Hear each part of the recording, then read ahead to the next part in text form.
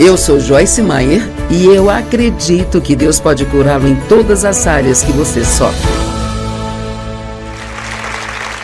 Obrigada por estar conosco hoje no Desfrutando a Vida Diária. Estou animada em compartilhar o assunto do qual vou falar hoje, chamado Abençoado na Bagunça. Alguém aqui tem uma bagunça acontecendo em sua vida? Alguém aqui diria, minhas finanças estão uma bagunça, minha saúde está uma bagunça, meu casamento também, minha casa, meu armário também está uma bagunça, o meu porão está uma bagunça, sabe? E a vida é interessante, a vida é ótima, mas ela é cheia de desafios. E veja, se você não aprender a não deixar que essas coisas te perturbem e o tornem infeliz, provavelmente passará a maior parte de sua vida miserável. Porque nós temos tantas coisas acontecendo praticamente numa base semi-regular e não tem ninguém que não tenha problemas. Jesus disse no mundo, vocês vão ter aflições. É uma promessa, mas ele também disse, tem de bom ânimo. Ele não quis dizer, tem de bom ânimo quando a bagunça acabar, mas tem de bom ânimo no meio dela.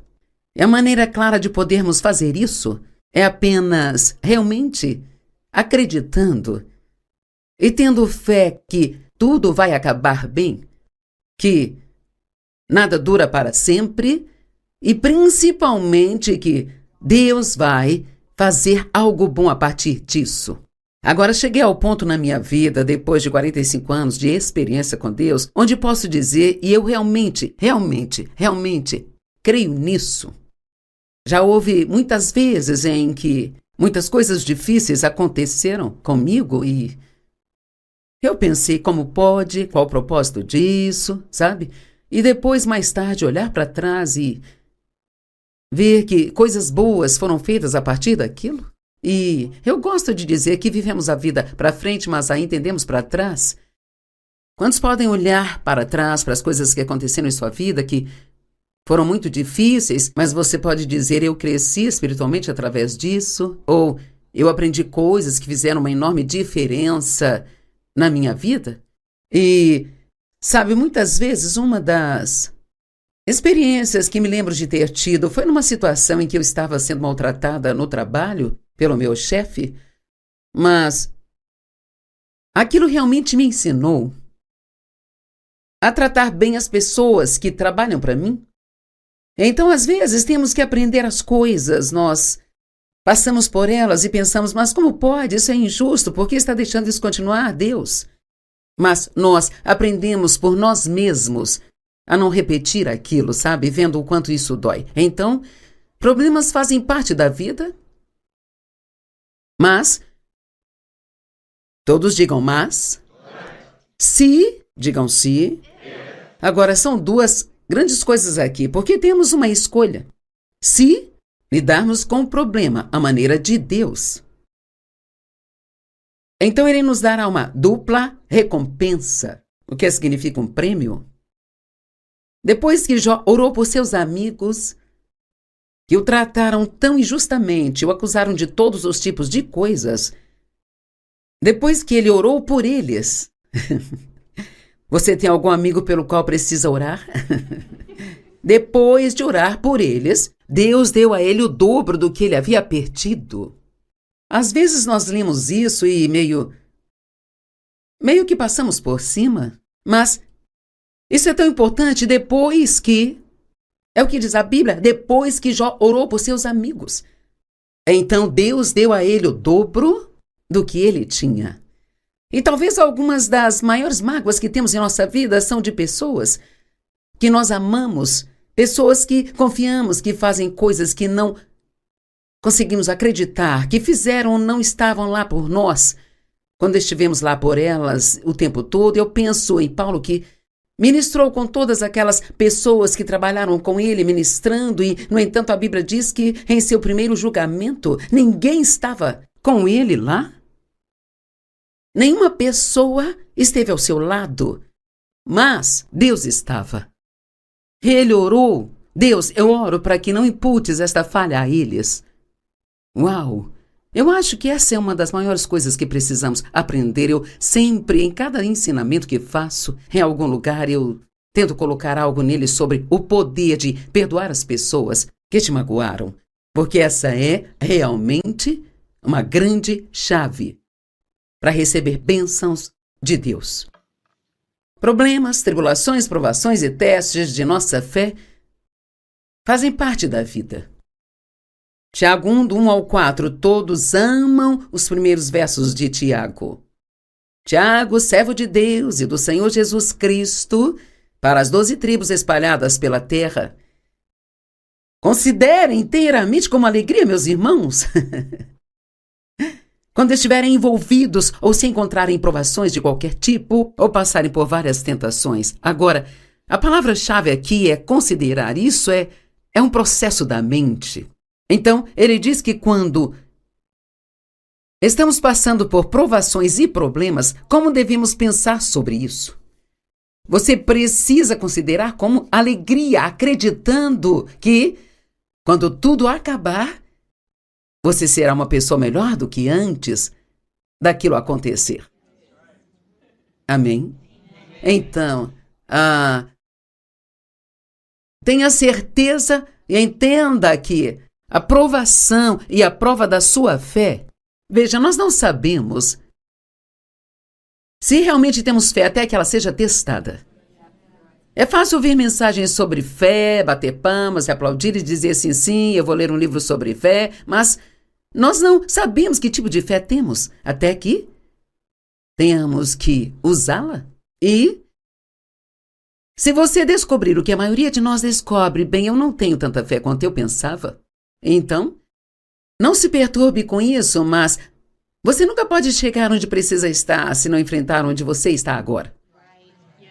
E muitos de nós somos auto-enganados, somos enganados sobre onde estamos e pensamos mais em nós mesmos do que deveríamos, e é só a verdade que nos liberta.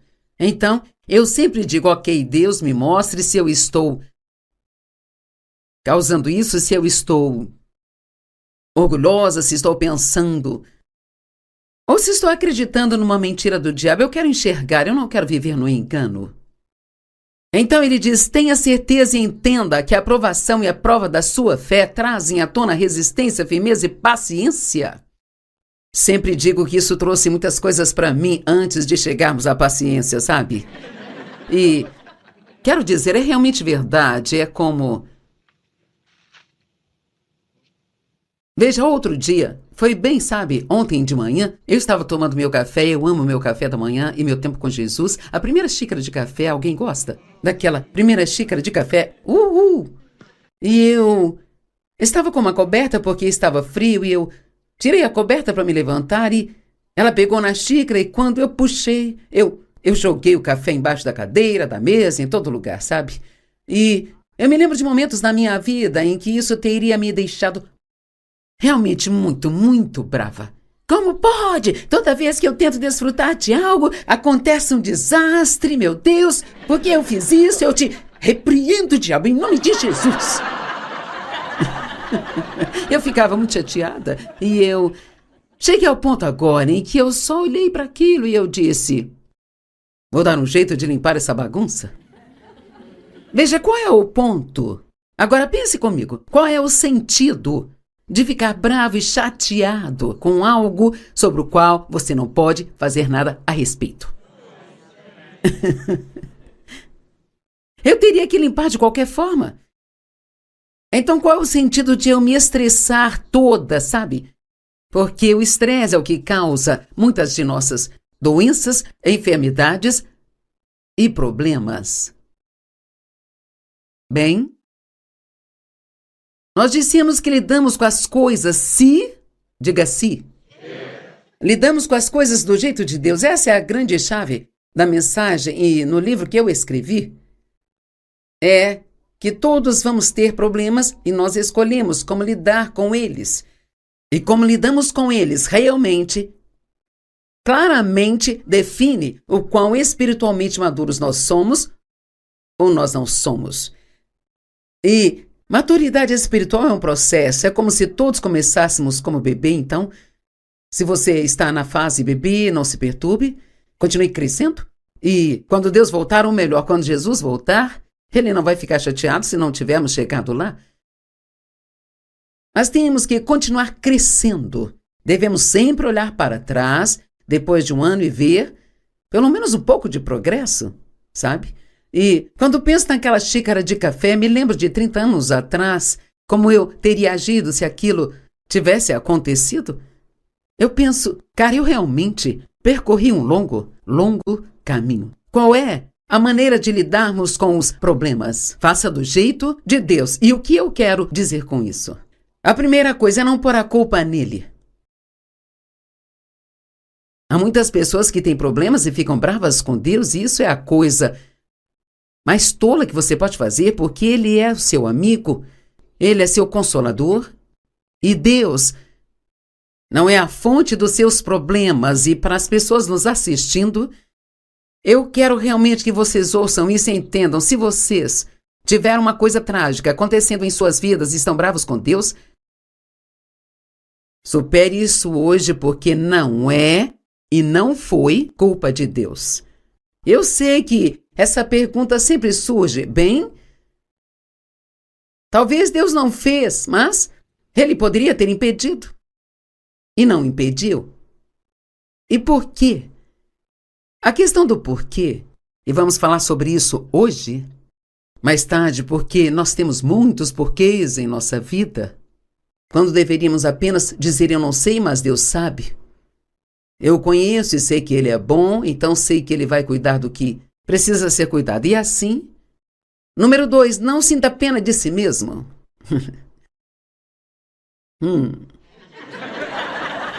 Vou deixar isso de molho por alguns minutos, porque a autopiedade é uma perda de tempo. Confie em mim, eu sei, eu passei anos sentindo pena de mim, e todo mundo tem problemas. Todos têm. Lá em 1 Pedro nos diz que todos os irmãos em todo o mundo passam pelas mesmas coisas que você. E por mais que você esteja sofrendo, talvez haja aqui nesta sala alguém sofrendo mais que você. E é muito legal quando estamos passando por algo e ninguém consegue perceber, porque continuamos os mesmos. Mantenha-se paciente, com fé, mantenha-se positivo. Não diga coisas negativas, não. Profetize sua própria derrota. Boca. Bem, está tudo uma bagunça, eu tenho medo. Diga coisas como Deus me ama, isso vai passar, isso não é para sempre, Deus fará cooperar para o meu bem. E não recuse, não se afaste de seus amigos e pare de ir à igreja e fique sentado em casa, se sentindo deprimido e abatido. Quando está sofrendo, uma das melhores coisas que você pode fazer é ir fazer o que faria se não estivesse sofrendo. Se você tem um compromisso, seja o que for, como trabalhar no berçário da igreja, vá, faça isso. Na verdade, nos sentiremos melhor se sairmos e fizermos algo do que ficarmos sentados em casa lamentando. Eu já tive momentos e as senhoras vão conseguir isso. Com licença, senhores, por um minuto. Mas já houve momentos em que me senti muito mal fisicamente. Então eu saía para fazer compras e começava a encontrar coisas que eu gostava e magicamente... Então, de repente, eu não estou me sentindo mal. Então, realmente muito disso está em nosso pensamento, sabe? E eu me peguei esta semana, houve um dia em que eu não me senti bem, e você tem uma tendência a ficar pensando, não me sinto bem. O que é de errado comigo? Porque eu não estou me sentindo tão bem, porque eu não estou... E naquilo no que você se concentra, torna-se a maior coisa da sua vida. E assim é melhor, a menos que você esteja doente a ponto de precisar ficar na cama ou ficar de repouso, é melhor você sair e fazer algo e tirar sua mente disso. é melhor ir em frente e manter seus compromissos, ir à igreja, fazer o que você faz. E assim, e principalmente, isso é muito importante. Quando tiver problemas, não use isso como desculpa para ficar irritado com todo mundo. Eu tive um dia ruim no trabalho. Bem? E daí? Isso não lhe dá o direito de descontar em mim? E assim há tantas pessoas com raiva no mundo, e acho que muitas pessoas só estão com raiva porque as condições do mundo são tão estúpidas e ninguém entende, ninguém sabe o que fazer a respeito. E minha filha acidentalmente fechou um carro outro dia ao fazer uma curva e ele a seguiu até o estacionamento, parou o carro, saiu e começou a gritar. E ela disse, eu sinto muito, eu não tive a intenção. Ele disse, você é mentirosa, você me viu e fez de propósito. E é assim que o mundo está, sabe? Hoje em dia, ele realmente não estava bravo com ela, ele só estava bravo. E então descontou nela. E assim, lembre-se, quando estiver tendo problemas, não desconte nos outros. Uma das melhores coisas que você pode fazer quando está tendo problemas é propositalmente. Todos digam propositalmente. Pois você não sentirá vontade, mas propositalmente. Faça algo bom para uma outra pessoa. Se está doente, ore por pessoas que estão doentes. Se está tendo problemas financeiros, encontre algo para ofertar. Não permita que o diabo derrote você. Nosso problema não é com Deus. É com Satanás. Mas Deus usa isso para o bem se... Diga se. Fizermos as coisas do jeito de Deus. E isso parece simples, mas é muito importante porque quando você tiver problemas, posso garantir que você vai ter. Se você lidar com isso do jeito de Deus, Ele fará algo de bom com isso. Mas você não pode ficar bravo com as pessoas e manter a falta de perdão e ficar agindo mal e dizendo várias coisas negativas e esperar um bom resultado. Deus usa coisas para o nosso bem, usa tudo para fortalecer nossa fé. Ele nos ensina coisas que nos ajudarão no futuro e aprendemos a ter compaixão quando estamos sofrendo. Você nunca sabe realmente o que é passar por isso ou passar por aquilo, a menos que você mesmo tenha passado por aquilo, sabe? Mas quando você passa por isso, você pode ter muito mais compaixão por outras pessoas. E a Bíblia diz que Deus nos conforta, e então podemos confortar os outros com o mesmo conforto com o qual Ele nos confortou. Assim aprendemos a compaixão para sermos capazes de consolar outras pessoas. Bem, Jesus teve muitos problemas, você diria isso? E eu amo Hebreus 5, 8 e 9. Há uma grande lição nisso. Embora fosse filho, ele aprendeu a ativa e especial obediência através do que sofreu. Não é interessante? Ele aprendeu e ele nunca desobedeceu a Deus, mas a decisão de obedecer a Deus muitas vezes significa que você vai se ferir. Mas se não obedecer também vai. Mas Jesus passou por todos os tipos de coisas e foi porque ele escolheu obedecer a Deus. Ele disse a Pedro quando estava no Getsemane, você não sabe que se eu quisesse poderia chamar 12 legiões de anjos? Eu não tenho que passar por isso. Mas ele disse, a vontade de Deus não seria cumprida. E assim realmente, e precisamos entender isso. Nós não estamos aqui só para Deus ver o quão feliz Ele pode fazer cada um de nós. Tornar-se cristão significa que você entrega a sua vida a Deus e você quer servi-lo, quer que Ele te use para ajudar outras pessoas. Será que compreendemos isso? Acho que às vezes pensamos que Deus é o nosso pequeno mágico que conserta tudo e que o trabalho dele é nos manter felizes e garantir que tenhamos muito dinheiro e tudo que queremos, mas, na verdade, precisamos olhar para isso ao contrário. É como se... Deus, o que posso fazer por você? Todos os dias, ao orar, você deve pedir a Deus: mostre-me se há algo que eu possa fazer por você hoje. E fazer algo para Deus geralmente significa fazer algo por alguém. E pode até significar fazer algo por alguém que não merece. Mas então, será que merecemos toda a bondade que Deus nos oferece? Sabe? Pode significar ofertar a alguém que foi maldoso com você. Como isso dói. Então precisamos aprender o que realmente significa ministrar. E sua completa experiência tornou-o perfeitamente equipado. Isso, para mim, isso é muito interessante. Ele ganhou equipamento e ganhou experiência. Você está tentando ajudar as pessoas e, principalmente para mim, tentando pregar. Eu não tirei meus sermões de um livro de sermões de $1 que comprei numa livraria cristã. Esta é a minha vida, é a minha experiência. E assim tem a paixão e há uma unção nisso, porque eu passei por isso. Eu não tive o luxo de poder fugir de tudo que eu passei.